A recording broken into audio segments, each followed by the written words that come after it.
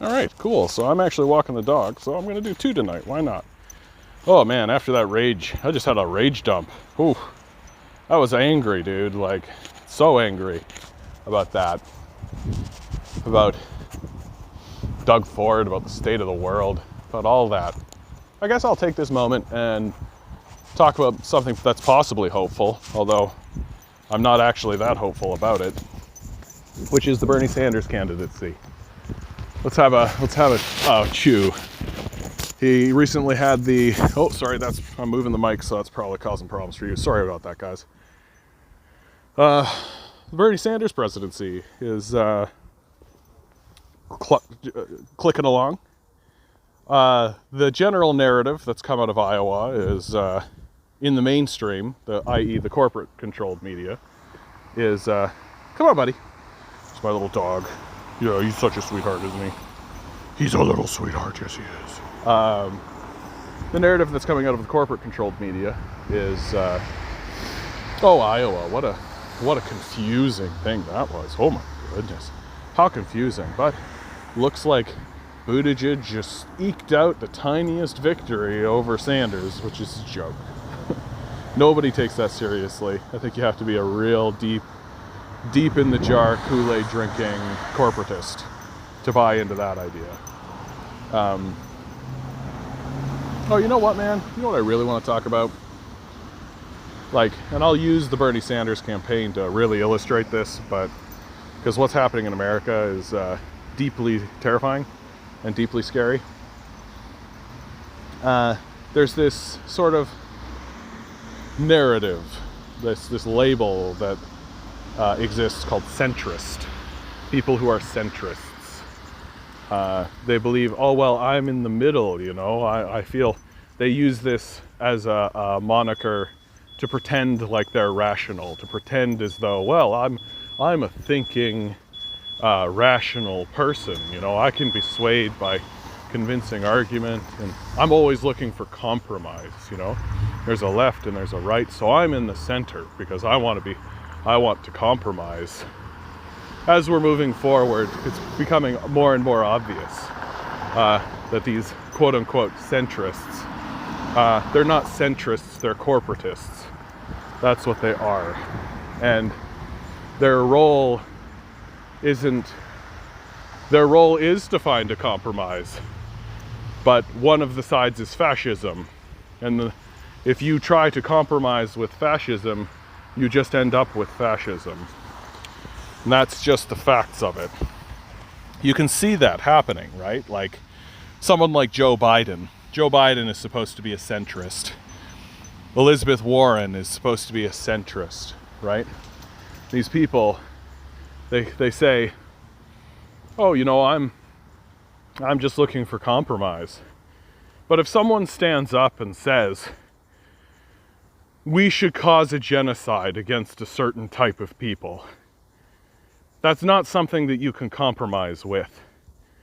And the narrative typically goes, the right, the fascists, say, oh, well, we should eliminate a certain type of people from our society. Whether it's Jews or Muslims or Irish people, it changes depending on the mood of the fascist. They just want to commit violence against someone to express the angst that exists in their heart, the failure and the rage that they have at their own life and what's going on around them. And this angst leads them to say things like, we should cause a genocide against these people. That'll fix everything. Yeah, everything will be better if these people are gone. They just create a scapegoat for their problems, because to actually face the true nature of their problems is far more difficult and requires a far more honest introspection of oneself. That's the true hilarity about these people, is that they're far more often than not the people who are like, solve your own problems, pull yourself up by your bootstraps. But then they land on, and everything will be easier once we get rid of those immigrants. Like, what are you talking about? If you were truly interested in self-introspection, if you were truly interested in solving your own problems, you would realize that collective action is necessary in order to work together as a society to improve things, eliminating the worthless middlemen from the conversation. And if you attempt to compromise, if you attempt to be a centrist, when somebody's standing around with this attitude that says we should eliminate a certain type of person from the discourse, then, and on the other side, on the left, where the communists and the socialists live, they say, how about no to genocide? How about no to that? How about we don't do that at all? 0%. And if you're a centrist, you're forced into the position where you have to say, oh, well, we could do a little genocide, couldn't we? We could do a little of that. We've got to find a compromise here.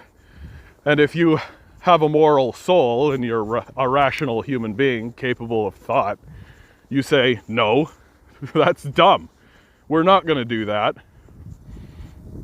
And if you do that to a compromise candidate or a centrist or a corporatist, then they're going to paint you as the extreme one, which is exactly what's happening in the to the anti-fascist movement in the United States.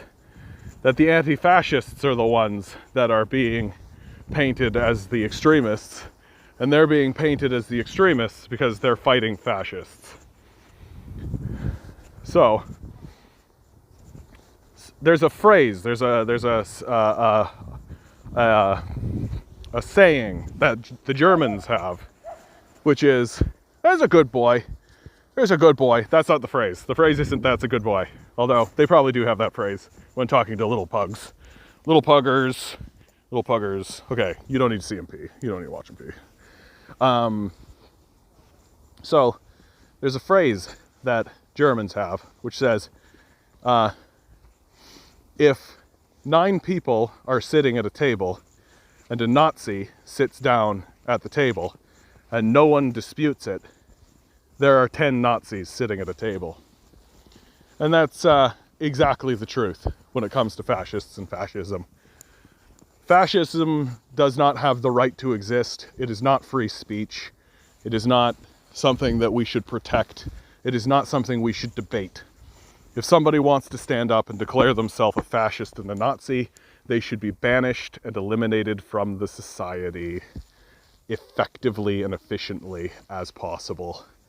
Here in Canada, we've got things worked out that if you stand up and you say, hey, we should round up the Jews, you go to jail.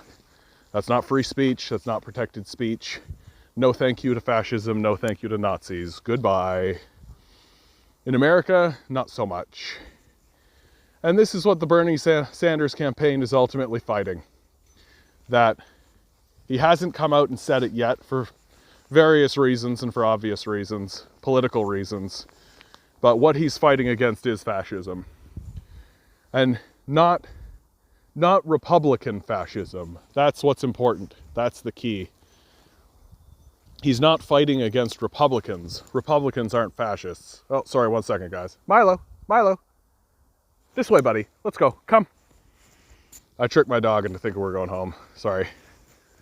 Yeah, here he comes. Okay. He secretly does not like these walks. Secretly, between you and me. Bernie Sanders is fighting the fascism that has been rising in America. And I shouldn't even say rising, but just that has been asserting itself. This fascism was always there. It was there through the world wars. It was there through the sort of golden age of the American middle class through the 60s and 70s. But it's asserting itself with more control and more dominance. And it has taken over both the Republicans and the Democrats. When Bernie Sanders is fighting against these corporate fascists, he's fighting against them in both parties. And I've talked about this before. I don't know if I want to retread it, but loosely, the fascism that exists in America has a choice to make in the Democratic Party right now. which is, will it lay low?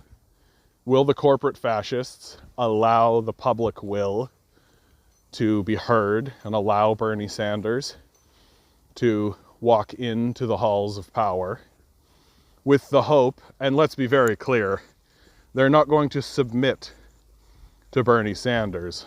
They're going to hope that once he gets into power, they can control him, that they'll be able to use their influence in the Congress and use their influence in the Senate in order to lame duck him, the way they claimed they did with Obama.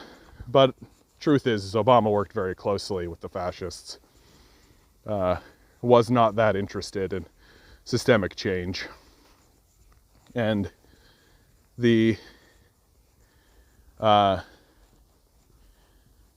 so Bernie Sanders could just have a lame duck presidency. They've been saying it. People like Bill Maher have just been saying it outright, that the House will stop him, the Congress will stop him. Democrats in the Congress and Democrats in the House will work to stop Bernie Sanders.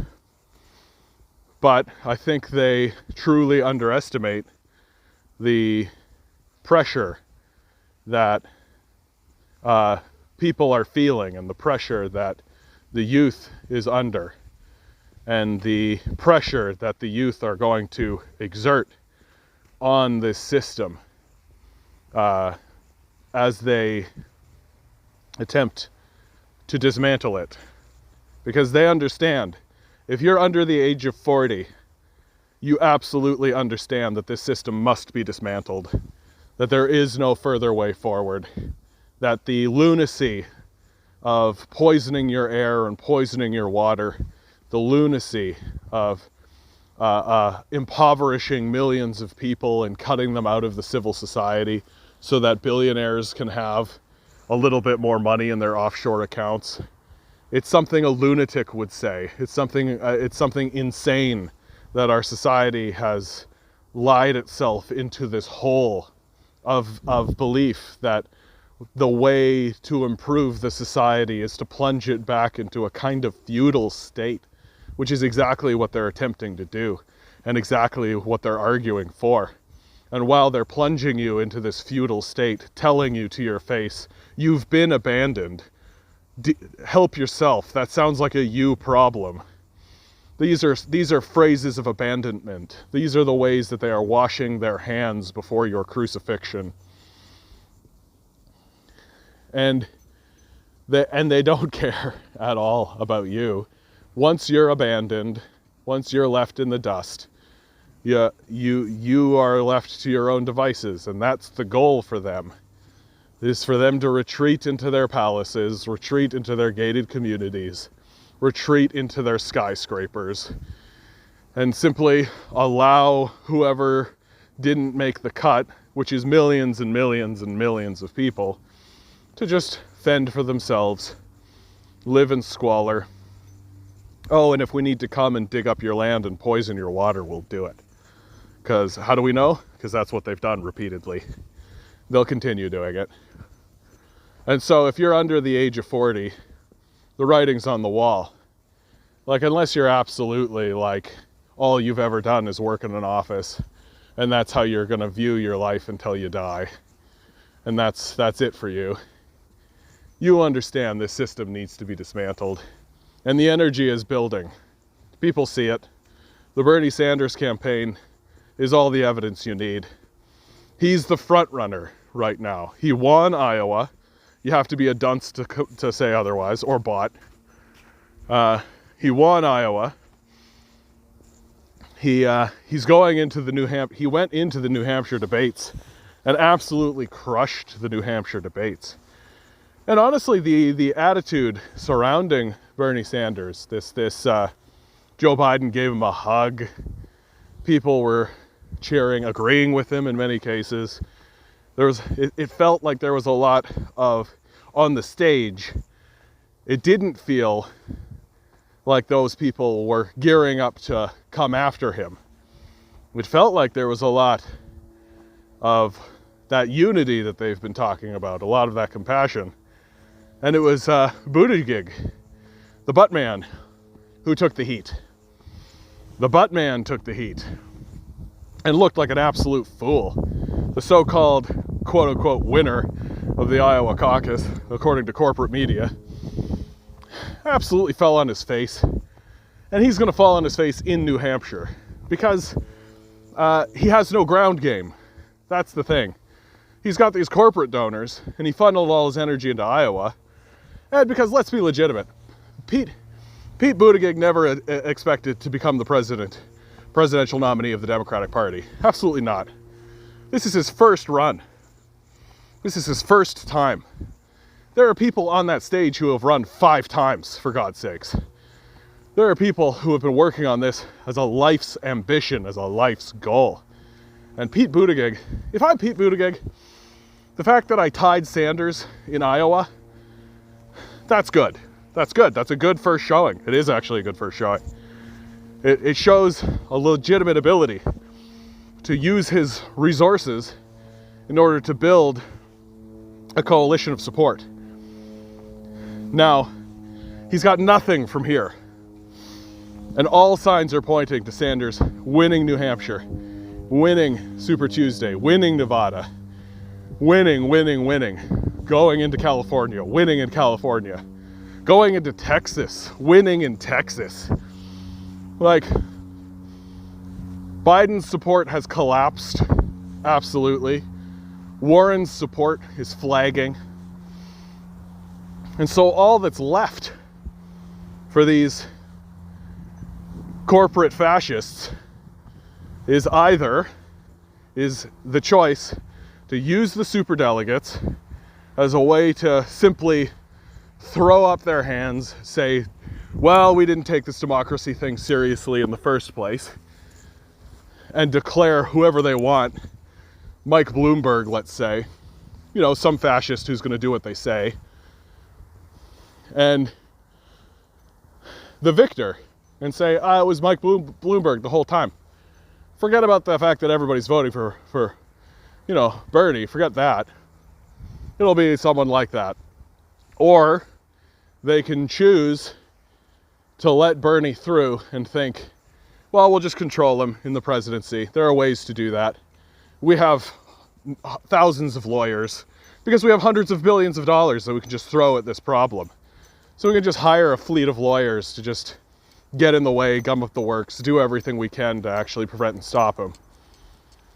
And so if Bernie Sanders does become the president, the next move for him is to start getting more people into seats in Congress and seats in the Senate.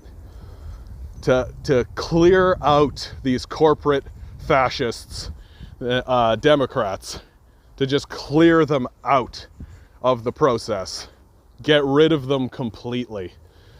Really make it a death knell.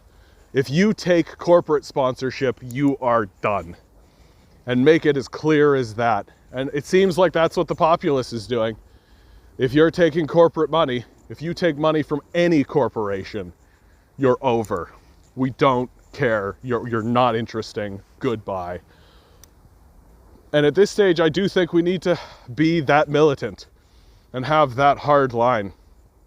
That if you're taking corporate money, you are a fascist. And that's what we should say. I think that should be common knowledge. I think that should be commonly stated and commonly understood. Let's hear these corporate fascists argue against that. Let's hear what they come up with when we accurately call them fascists, which is exactly what they are and exactly what they're supporting. When George W. Bush declared that he was going to go into Iraq and destroy that place and steal their oil, the fascist corporate media stood up and cheerled him the whole way through. When Obama wanted to go into Syria, the corporate fascist media stood up, cheered him the whole way. The history of America has been a series of aggressive invasions of military force and destruction. It's been the very definition of fascism. The only thing that's prevented us from calling it fascism is this illusionary democratic system that has only been ever kept in check by strong, militant, socialist, communist, and unionist movements, labor movements. That's the only thing that's ever kept this democratic system in check. So the corporate fascists worked really hard through the 80s and 90s to destroy those movements. And they destroyed those movements by shipping manufacturing overseas, by eliminating the jobs, by eliminating the competition, and by allowing their pernicious ideology to take over both sides of the aisle. First through Ronald Reagan, which continued through the Bush administration, and then with Clinton. Clinton is a pernicious corporate fascist. He's done nothing but help the corporate class. And I mean, it turns out he's also a pedophile. So who knew? Wow, anyone with a brain. We had this illusion built about our leaders that they were these sort of class of citizens that stood above us, these sort of better people. As long as they were, God-fearing, didn't have an affair with anyone, all this kind of stuff, the sort of illusionary nonsense. That's the weirdest thing about American politics, dude. You ever notice this? You're allowed to go into a foreign country full of brown people, bomb it and steal their resources to your heart's content, and you're a God-fearing Christian. But if you sleep with someone other than your wife, oh, that's the end of you. What the hell is that? What the actual hell is that? That's insane. That's absolutely insane. So, okay. I think that it is actually likely that the Bernie Sanders campaign, or I hope anyway, I hope that the Bernie Sanders campaign can make it all the way. I hope that they can. And I hope they get stronger in calling what they're fighting against accurately, which is that they are fighting against fascism. They are fighting against a military-industrial complex. They are fighting against a group of worthless middlemen that have done nothing but cause massive harm to the society. Because if America can do it, then the rest of us can too. Wow, and if America can catch up, then the rest of us can get back ahead. Whew. All right, well, that's enough of that. Love you all, guys. Hope you're having a good time. Have fun out there.